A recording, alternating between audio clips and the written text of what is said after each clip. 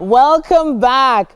Now it's time for our SME segment, and honestly, I've been getting taught some things. I didn't think I would ever want to go into oil and gas till today.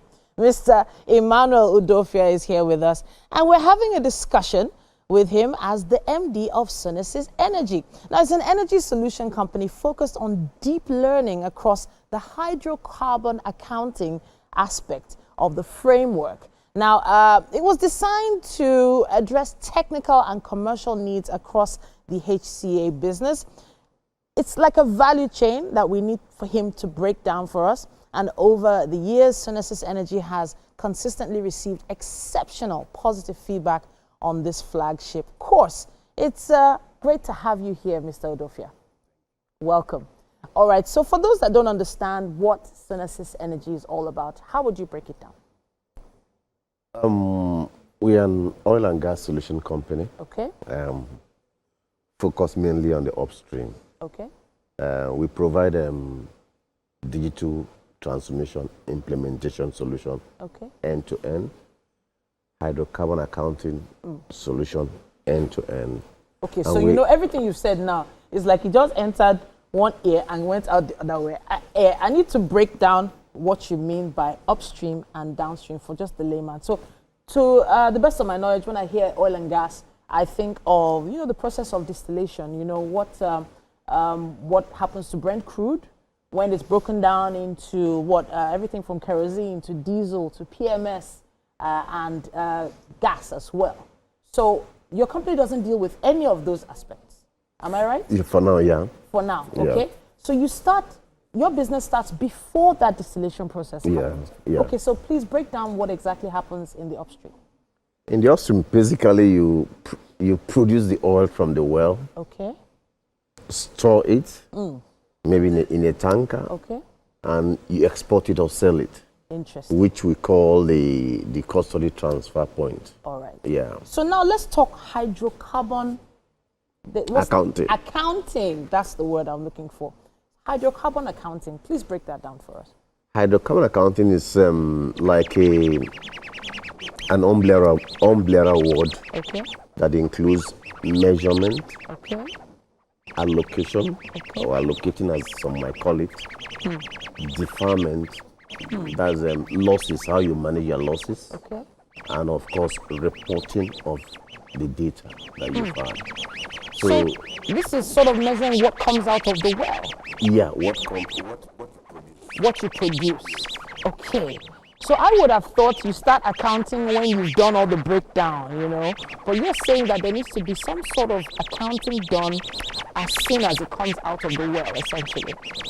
Yeah, when you talk about accounting or measurement, as the word I want to use, it's a little bit challenging in the oil and gas industry.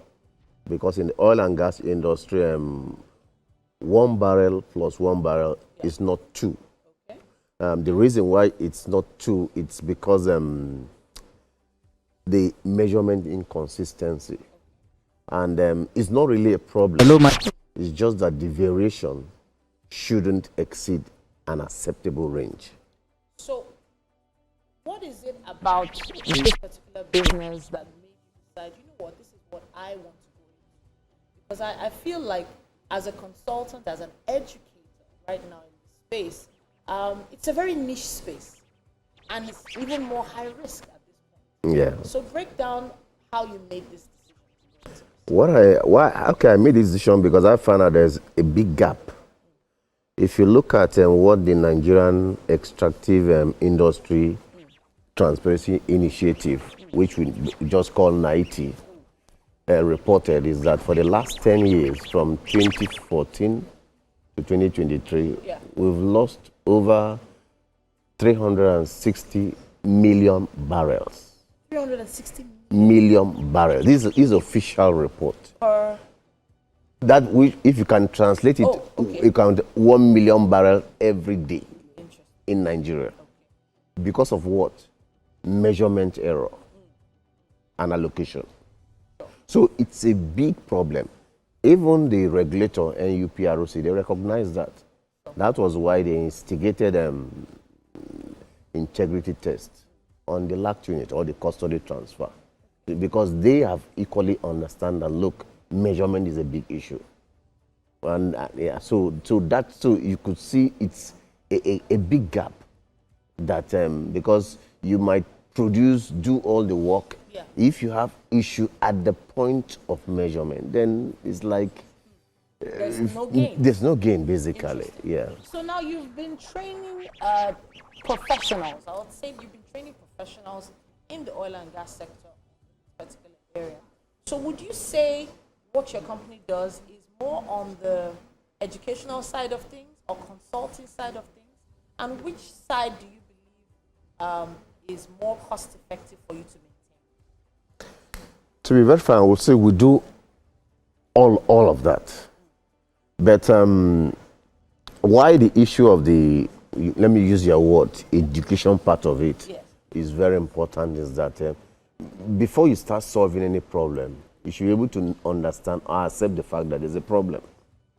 And because when we talk about hydrocarbon accounting, it basically brings up the challenge that you have. If you don't do that, you might not even know that you have that such problem. So the first thing is to establish that this is what it is, then we progress from there. For instance, we do internal audit for companies. The outcome of the audit will tell you what you need to fix or what you need to do to be able to improve or make your system to be more efficient.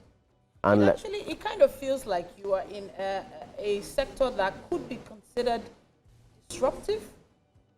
Can I use that term? I like that term. Disruptive, because there are probably some entities, some sets of people who are not really hoping for everything to be measured so accurately. Have you ever felt like you might get any pushback in that area? It's not really me having the pushback. Is that even I would say the government. Okay. I just mentioned 90. I mentioned the regulator. Sure. They know that there's a problem. So they understand that there's a problem. There's a problem. So they are trying to fix it. Okay. So what we are doing is to enable that process. Okay. Because when we engage the operators, we take them through what we call the hydrocarbon accounting framework or process, as we might call it, to let them understand that this is the problem and this is how you need to solve it. So we bring it down to first principle. Yeah. So it's a game changer. Yeah, because the reality is that why spend that time or energy doing something that you know that you are losing at the point of measurement? I just mentioned what I just mentioned is official figure. Yeah, telling you that on the average we lose about 1 million barrels. If you multiply that now, a Brent crude is about $70 per barrel. Just multiply that. You know what we are talking about. Yes. So now, if for instance you are to explain the types of clients you have, the assumption, of course, obviously most of the oil and gas giants, but then any other stakeholders who also need training. Of course, because you see the measurement. I've been talking about maybe the upstream operators, even the downstream, because it's a principle. If this principle work here, certainly to work anywhere. It's a principle. I have to sort of ask this, and I don't know if it's a silly question to ask, but this knowledge you are sharing, isn't this someone who studied petrochemical engineering? Is it that they're not getting the proper education or exposure they need when they go to university to study this? Because I'm not in the engineering or sciences. So why is it that this particular knowledge is now niche? That's a very good question. I read petroleum engineering up to a postgraduate level. And I will tell you that the curriculum doesn't really pick this up. Okay. This the was accounting aspect. The hydrocarbon accounting. Wow. The hydrocarbon accounting. So but this is an area that, from where I sit, is the most important, because it's like you are in a bakery. You produce 10 bread. Yeah. At the point of sale, they are telling that it's 8. So how, the question you ask, what do I need to do to bring it up to 9 or thereabout?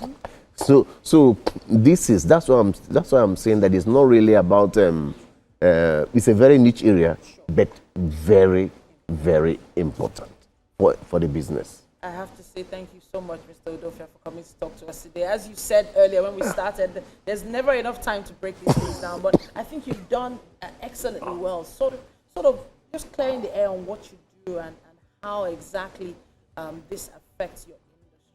Thank you so much for joining us. Thank you. All right, now we have a chef in the kitchen who has been hard at work. She's been putting together something special, and we'd love for you to join us there. Okay. Let's take a stroll.